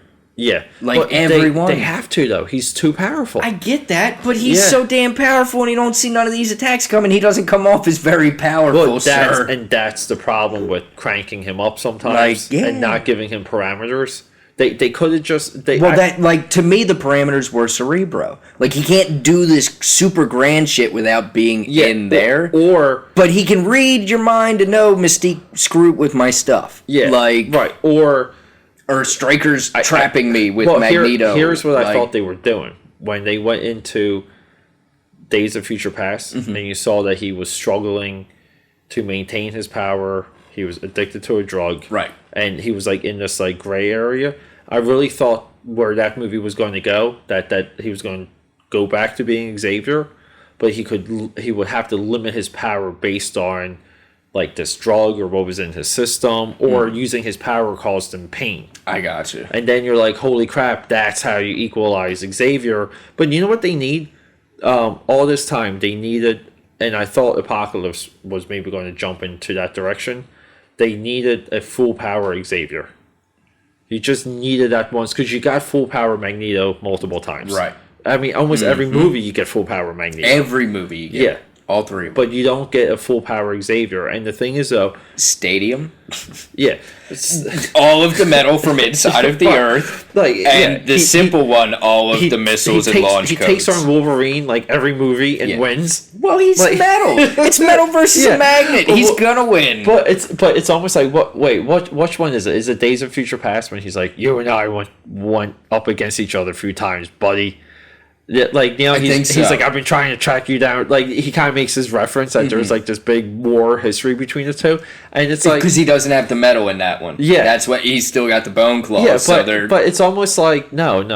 Magneto's been kicking your butt for 30 years. You dope. We'll throw you through 30 trees. Yeah. Everyone, it's a wait through this doorway. Yeah. It's like Wolverine doesn't even lay a finger on Magneto. He's never. Yeah, but Cyclops check out Dallas real quick. Look at him. What is he doing? Where the hell? Jesus! You see him? We got a jumper. He does that when he sees like birds laying on the roof across the street. Yeah, we Chev.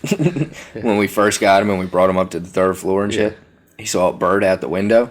His dumb ass tried to jump out the window. He didn't realize it was glass because obviously he was a kitten. Yeah. But he would have went 3 stories down into a bush, a thorn bush. Give me 1 second. Let me grab him because he's on that. I know. That's why I'm telling you, go get the cat. Longer than expected. He sees food and he's hungry. What are you looking at?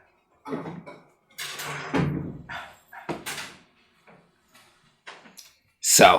Good job, Dale. Yeah. I never had to do that. That's the longest he's ever stuck his head out the window. Stuck his head out the way. He's also on his hind legs. He's completely erect. He's like 2 feet long when he stands up like that. He's a powder puff. That's what he is. Yeah. Look, now he's just going to go kill something. It's all in the chest. Yeah. No, when he sits up, it looks like he's just like... He reminds me of my grandmother's, like, I'm putting the powder application makeup on my face with the big boof, boof, he reminds me of the Lion King. All right, so real quick, though. So speaking of, did you see Mufasa's coming back? Yeah. Live action? James Earl Jones? It's blasphemous that they're really... I just came across this idea. Mm-hmm. When they announced that it's blasphemous that they're doing a live action Lion King, equally as blasphemous as them doing a live action Beauty and the Beast. But you were all about the Jungle Book. Yeah, because you know what that's a lesser appreciated property. I'll give you that. Okay, it's a lesser property that they can have fun with. So would a live action Pinocchio be okay? Coming from Disney, no. You are aware that there is one, right? They're good. They know these. No, I'm talking an old school one. Yeah. Like, no. I think there's a Italian silent movie. I think there's a Italian. Well, I'm remake. talking Jonathan Taylor Thomas and Martin Landau. But Pinocchio. The one Pinocchio that people are right now, and I think it's a great obsessed with movies that have not been like produced. One of the ones that now have been produced that does not get discussed. I've been saying that a lot this episode. Is Francis Ford Coppola's Pinocchio. No shit. Never happened. Is that anything like Pinocchio's Revenge? No. Are you familiar with Pinocchio's Revenge? I'm familiar with Pinocchio's Revenge. Yeah. If you're not America. What we can also do that. I gotta track that down. Yeah. Because I don't own it. I'm kind of glad I don't own it. Great practical effects in that. Great design work too, I think, for what the money that they had. Okay. X-Men, as it stands, worldwide gross. I'm just going to go from the top down. These are the biggest grossing franchises in the history of cinema and the world. Yes. We know what number 1 is, right? Tell me what number 1 is. James Bond, Godzilla, Star Wars. Damn it. James Bond number 2. I had to go with sequels. Okay. Sequels over quality. So get this. Star Wars 12 movies worldwide, 7.6 billion. Okay. James Bond, 25. What the hell is going on? Where is he? I don't know. Did you leave another window open? No, where is he? Sorry, Dallas is... He's getting rambunctious. Look. He just jumped and ran from somewhere, but he was on the floor. Okay. So, James Bond, 25 movies, roughly 7 million. Okay. So, Star Wars, 1/2 of the movies. Yeah. Okay. Marvel Cinematic Universe, 10 million. Billion. We're in the B's, I believe. 10 billion. But why is that number 3 on my list? But that's also 22 movies. That's not right. No, it's not 22 yet. I don't understand. This list might be a little bit off. Then we have Harry Potter, Batman, Star Wars, Lord of the Rings. Star Wars again. Your list is haggard. Oh, Star Trek, I mean. Okay. Star Trek. I was going to say. Jurassic Park, and then we have X-Men. Yes. So, the franchises that X-Men is above. Some of these are pretty shocking. Yeah. Especially like... Good God. Did you see, like, what is happening? I think you need to rename him Reagan and call a young priest and an old priest. He just has fun. That's why he's not bloated and extremely fat. Could you see how he is? Look, he's just running back and forth doing laps. It's like he's scaring himself and then double checking and then scaring himself again. He's an active cat. That's why we love him. No, never a boring day with Dallas the cat. Okay. So we have X-Men. Mm-hmm. X-Men is above the following: Spider-Man, Indiana Jones, Superman, Shrek, Rocky, Pirates of the Caribbean, Jaws, Hunger Games, Twilight, Transformers, Fast and Furious, Dark Knight Trilogy, Mission Impossible, Toy Story, Planet of the Apes, Iron Man. Pretty significant, right? To an extent, I'm a little bewildered now. But I don't know, like, I'm surprised mainly at Indiana Jones and Fast and the Furious. Mainly Fast and the Furious, because that, like, one of those is in the top 10 highest grossing movies of all time. Yeah. But I guess one $1 billion movie doesn't equal. Yeah. 7. So like even domestically, I'm kind of like frustrated. Fast and Furious is 1.2 billion. X-Men domestically alone is 1.8 billion. Right. Okay. So, but X-Men has also had, when it comes to maintaining the franchise, I think has had more of a quality, like, they produce the films within 3 years apart. Right. Well, they have to. They'll lose the rights. Yeah, at a higher quality while doing spin-offs. To an extent. Yeah. I would say a higher quality in the beginning. Well, I mean... But now with Fast and the Furious being the juggernaut that it is, you're not going to get Tokyo Drift again. I mean, that was... but I mean, even when... Tokyo Drift is the best one of the franchise. Shut your mouth. It is the Didn't best... that one go straight to DVD? No, that was a theatrical release. Oh my God. That set up the idea. I know. You tried to universe. explain it to me. I know. I'm still trying to wrap my head around it. Don't you trash Your Tokyo list. Drift. Your list, though, kind of irks me a little bit. Well, I'm not... like I don't understand why they didn't lump all the Batmans together and it's just the Nolan trilogy. Because Batman is a franchise at Warner Brothers. It's been going since '89. Well, that's kind of what a little bit of... Maybe we'll have to dig a little deeper into this. Any movie that's had over 6 sequels, we will get back to you with, guys, with new numbers. Well, it might be because I'm trying to see how they calculated this. Because some of it, I'm having trouble seeing how they what the columns are. So, number of movies, domestic box office, inflated adjustment, domestic box office, worldwide box office. So, and some of this is just like number of years, number of combined years. Do we know if Gambit's still happening? Gambit is Channing Tatum? continuously off. Is that dead? I think it's dead. Yeah. Can we call that dead? Can we just move on from it? Well, so real quick though. So like, regardless of like how exact some of these numbers are, X-Men kind of falls at the bottom of the top film franchises. Right. It's a definitely healthy franchise. It's one of the biggest film franchises ever. I would give Fox $2 million of my dollars to put into the franchise to get 4 back. Yeah, I believe they bought the rights. You know how much they bought the rights for?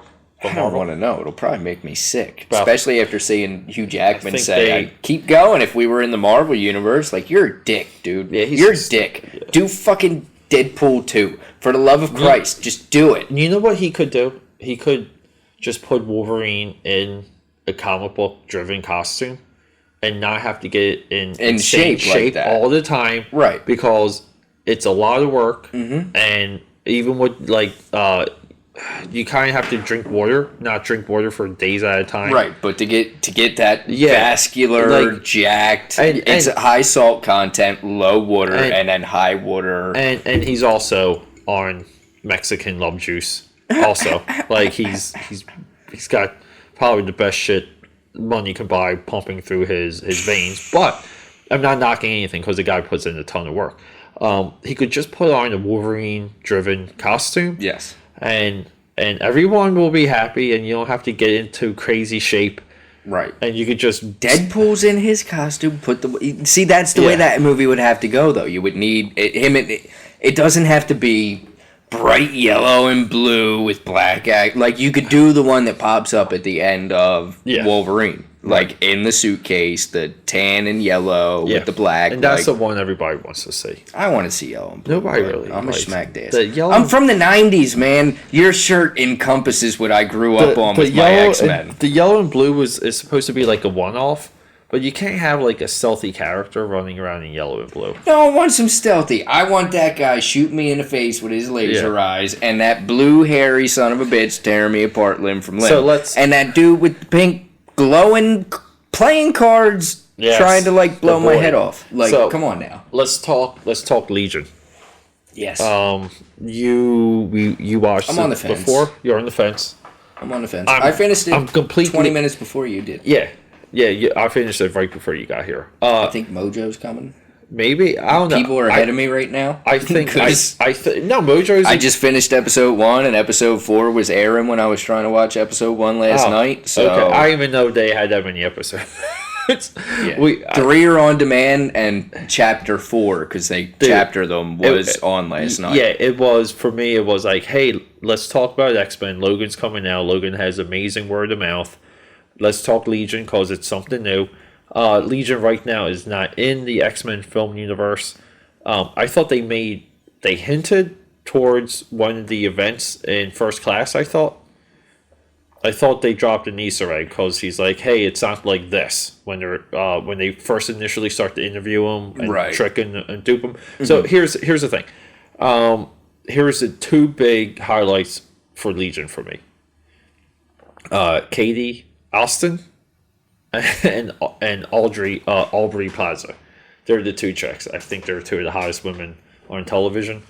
One's from the League. One is a comedian from Parks and Recreations, and she's been in other movies.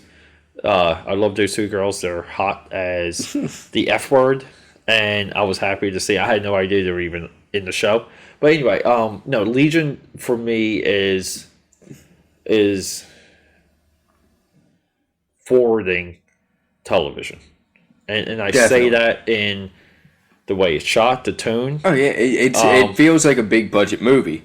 I'll put it to you this way: when I was watching it last night, I only made it 20 minutes through last night, but I was sitting on the couch and Rachel was sitting there, and I'm watching and I'm bored. Like, I really didn't want to watch it. I had no intention of watching it. That's why I wasn't recording on the DVR. Yeah, it's okay. But we were going to do it, so I was going to commit. Yeah. So, and she's loving it. She's like, "Oh my God, this is great," because it's all the mental hospital stuff. And I didn't have the heart to be like, "You're watching an X-Men show and shit's going to get weird soon." Yeah. I was just going to see how far I could take it with her. I'll tell you, the great sequence, too, was when they escaped. Right. How awesome. Well, like when he blows up the table and the kitchen scene. Yes. When he turns everything around, so here, that's where it's movie level, like, all right, they're going all in budgetary. Yeah, so here's the funny thing with that too. We talked about the opening credits sequence. Mm-hmm. All right, so we have the explosion freeze frame type thing. Okay, the tornado in the kitchen. Okay, so how many times are we going to have a Zack Snyder ripped effect scene moment, and we're not going to give credit to this guy? Forever. How many? I mean, forever. It's just he started a style, and everyone's gonna rip it off. But the thing is, though, if he's so bad, why does he get ripped off so much? Especially in this. Like, I was watching this, I'm like, did they just call him as a consultant? Because it feels like they did. But anyway, no, I'd like that. He's a mixed bag for me. I could kick him in the nuts, or I could shake his hand. They also had some typography in the show. Mm-hmm. With words flashing up and like motion graphics. Mm-hmm. I thought that was cool. I thought the use of music again. Yes. In this, fantastic. So real quick, Noah Hawley. Do you know who that is? No. That's the showrunner. That's the guy that put the show together. He got famous off of Fargo. Okay. He did Fargo. TV show or the movie? TV show. Okay. Okay. The Fargo movie was Joel and Ethan Coen. Okay. Right. And here's the funny thing. So this guy also published 5 novels. He was writing novels before he got involved with television. Right now. Okay. Now, this is news for you. I'm sorry. You're gonna have a lot of editing work to do tonight. I might just let it go. The cat is possessed. Okay. The power of Christ compels you. Okay. I need an old priest and a young priest. Hurry. So, this Noah guy, he's attached to Universal Classic Monsters. Ah, shit. So, I don't know if he is spearheading... that's coming out, too. The universe. Mummy. Yeah, I don't know if he's spearheading what they're doing with those movies, how they're connecting them. I don't know if I want to see The Mummy. I think The Mummy looks fantastic. I don't know. I thought The Wall looked fantastic, but then again... I don't know. Look, I'm reserving judgment until I see that. Okay. What, The Wall? Yeah, The Wall. Just because it's like... No, I was excited. It's got Oberyn from Game of Thrones, and it's got Matt Damon as, like, Western mercenaries. I don't know, like... There's, like, dragon monsters attacking. Yeah, I don't know if that movie's any deeper than that. But then again... it is. I think it's just a visual eye candy. Yeah, why should it be?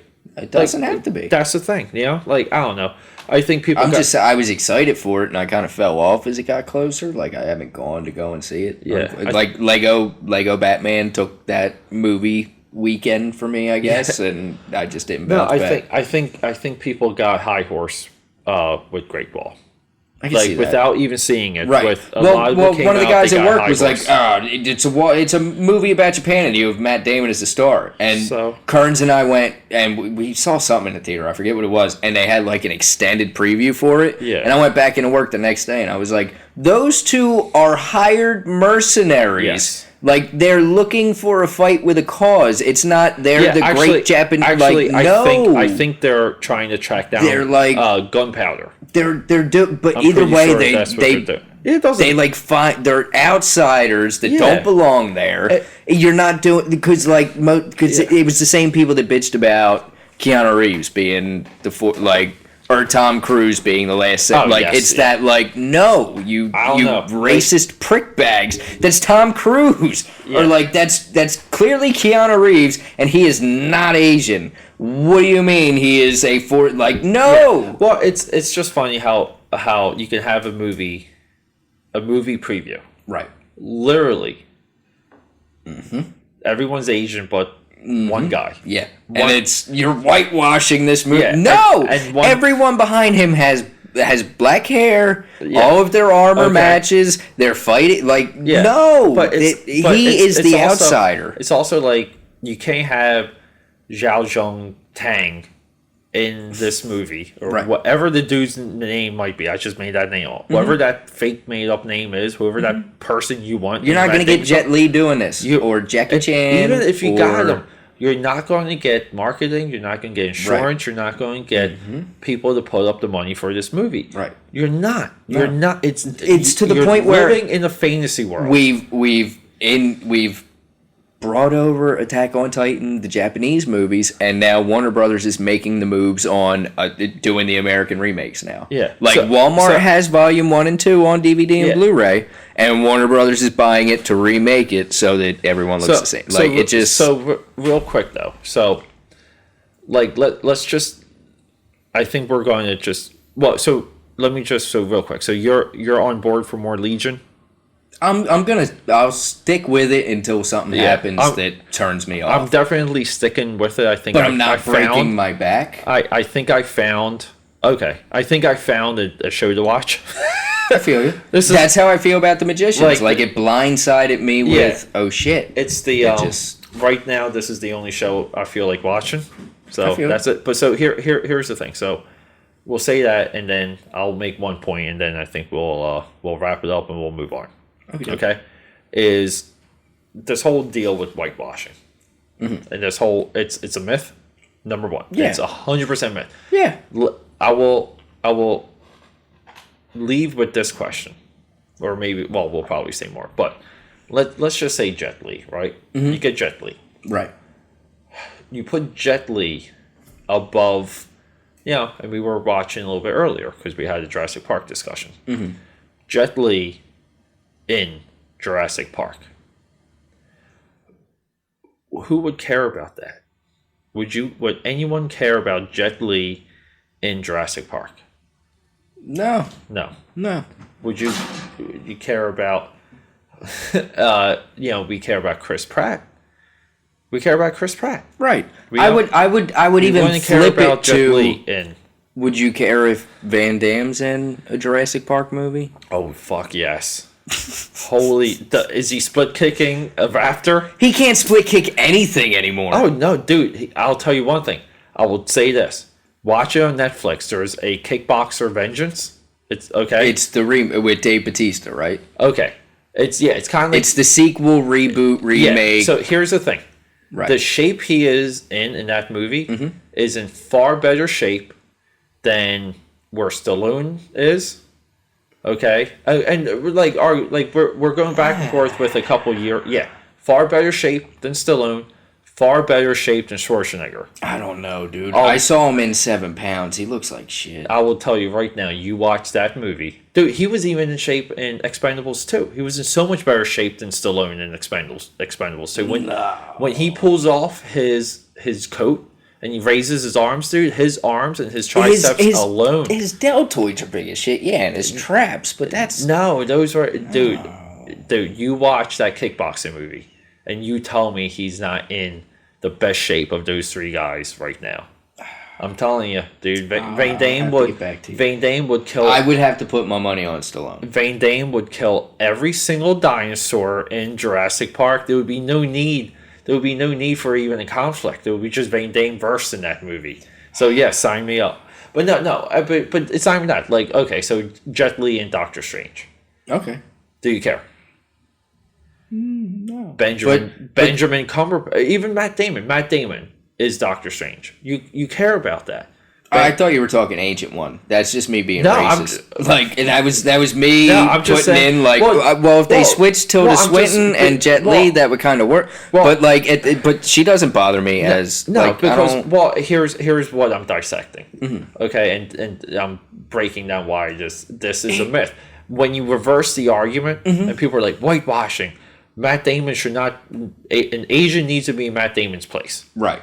Number one, you're ignoring the fact that movie does not happen without Matt Damon attached. Right. For multiple reasons. And he's a mercenary from the outside. Okay. Reason number two, if you reverse that, if you took an American movie like Mission Impossible, right, and you make someone headline it, not you put them in the movie.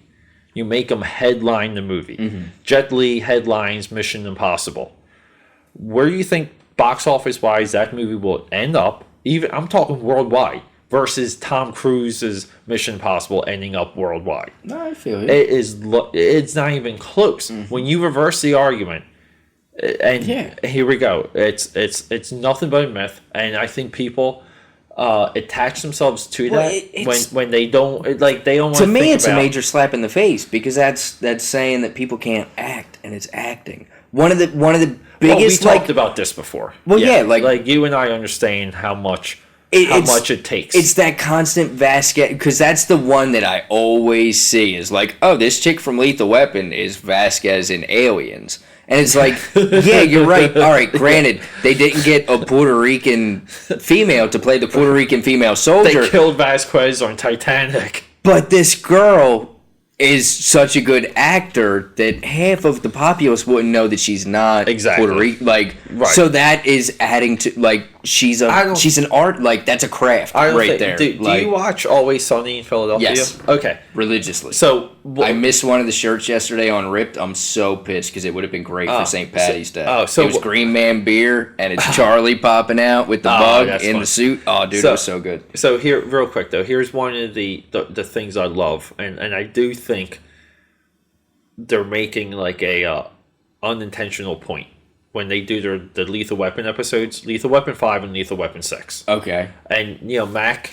Are you current? Mac and he wants to do the right. Well, Mac you current with the show though? I'm up to. I think I watched episode 1 of season 11. All right, so you didn't see the one where they end up in the Wiz and they're all black people in real life. They do blackface. Finally, no. Dennis is a big fat black guy.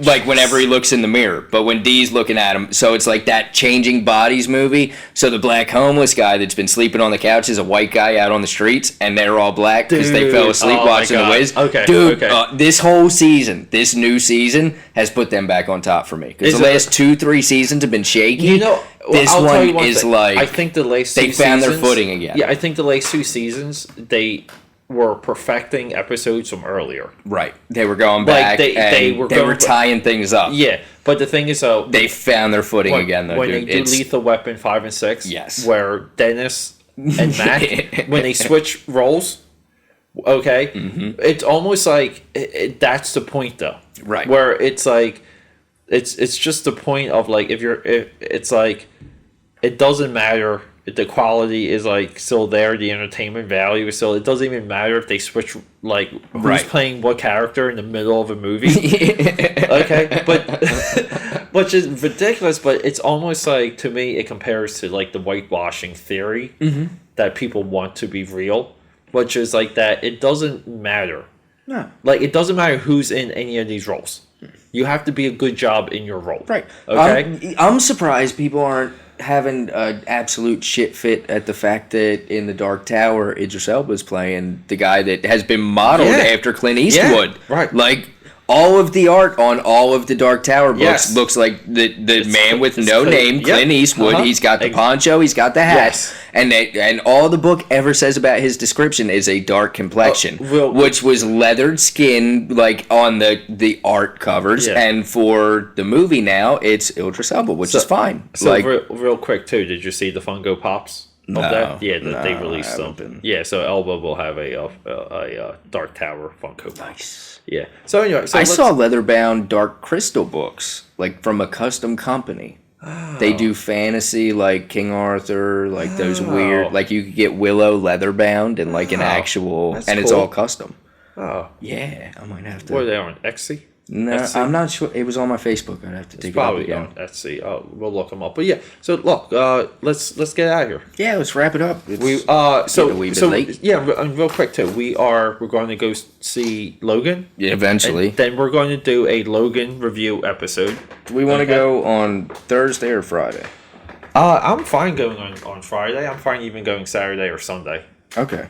Well, I want to do Cinemark, so we have Applebee's there to drink at. Yeah, we can do that. You can take the train to Summerdale. I'll pick you up there. Yeah, and then we could come here after the movie and record. I can Uber it. I can Uber it to. Oh, yeah, no, I know. To Cinemark. I'd pick you up from the train station. It's not not a big far. deal. Okay. Yeah, I think that's what we'll do. We'll get hammered. We'll pick a day. At Applebee's. Yeah. And then we will either record that night or we will record shortly after and do like a fresh Logan discussion. Right. Okay. And that's why we wanted to talk about X-Men today. We kind of wanted to get in the mood, get excited because I'm telling you, man, Legion got me. Like, I was just talking with someone earlier today. I'm like, it has been a hot minute since I've actually watched a TV show. Period. Outside of just like I have to twist your arm to watch shit. It's tough, man. I know. Tough, but you're not lying. Hey, it was tough for me to watch Legion. Like I said, I found the Magicians, and I'm like, son of a bitch. Now I need to watch this, and all I want to do is get. Iron Fist is coming out. Yeah. Whoa, that looks good. That'll be done in 2 days for me. Okay. Hold that. Yeah. Let's get going. All right. What are you gonna say? You gonna say goodbye? Have a good night, everybody. And so long.